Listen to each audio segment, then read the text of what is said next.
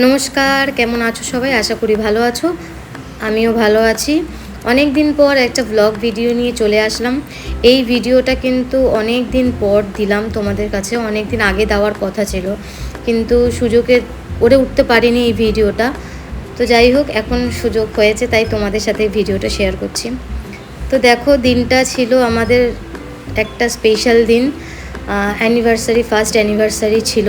তো তার জন্য আমরা সকাল সকাল রেডি হয়ে বেরিয়ে গেছিলাম পুজো দিতে। দিনটা শুরু করলাম মন্দিরে গিয়ে পুজো দেওয়া। তারপর তো আছেই, পুরোটাই তোমাদের সাথে শেয়ার করব কি করলাম। মন্দিরটা ছিল বাড়ির কাছাকাছি, খুব একটা দূরে না। তো এই মন্দিরে গিয়ে পুজোটা দিয়ে আসলাম। অনেকে হয়তো এই মন্দিরটা চেনো, সিদ্ধেশ্বরী মন্দির, খুব জাগ্রত একটা মন্দির। তো সেখানেই গেছিলাম। আর তখন আমরা যখন যাই তখন ওখানে মেলার প্রস্তুতি চলছিল। মেলা ঠিক বসেনি, কিন্তু কিছু কিছু দোকান বসেছিল। তারপর আমাদের পুজো দেওয়া কমপ্লিট। দেন বিকালবেলার দিকে আমরা সব রেডি হয়ে গেছিলাম। আমরা আমাদের অ্যানিভার্সারির জন্য ঠিক না, আমরা রেডি হয়ে গেছিলাম, আমাদের একটা বিয়ের ইনভাইট ছিল, তো সেইখানেই গেছিলাম।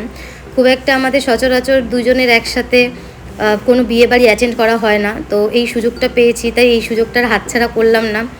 অ্যানিভার্সারিটা আমাদের ছোট করেই আমরা পালন করেছিলাম, ঘরে একটা ছোট্টভাবে কেক কেটে। তো কেকটাও যখন কাটছিলাম খুব তাড়াহুড়োর মধ্যেই লেগে গেছিলো, যেহেতু অনেকটাই বেলা হয়ে গেছিলো, সন্ধ্যা হয়ে গেছিলো, আর আমাদের বিয়ে বাড়িটা অনেকটাই দূরে ছিল। তো সেক্ষেত্রে একটু তাড়াতাড়ি বেরোনোটা তো উচিত ছিল। তো সেক্ষেত্রে দেরি হয়ে গেছে, এখন আর কিছু করার নেই। তো যাই হোক, কোনো রকমের কেকটা কেটে আমরা তাড়াতাড়ি বেরিয়ে গেছিলাম।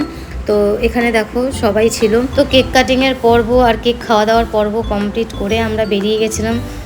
যেহেতু অনেকটা দূর ছিল, তার জন্য আমাদের এই ঘরোয়াভাবে ছোট্টভাবে সেলিব্রেট করলাম আমরা।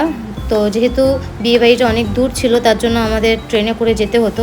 তো আমরা স্টেশনে চলে এসেছি, সবাই মিলে, দেখতেই পাচ্ছ। তো এই ছিল আমার লুকটা তোমাদের ফুল লুকটা আমি বিয়েবাড়িতে যাওয়ার পরেই শেয়ার করব, তখন জানিও তোমরা কেমন লাগলো। তো বলতে বলতে দেখো বিয়েবাড়িতে আমি চলেও এসেছি।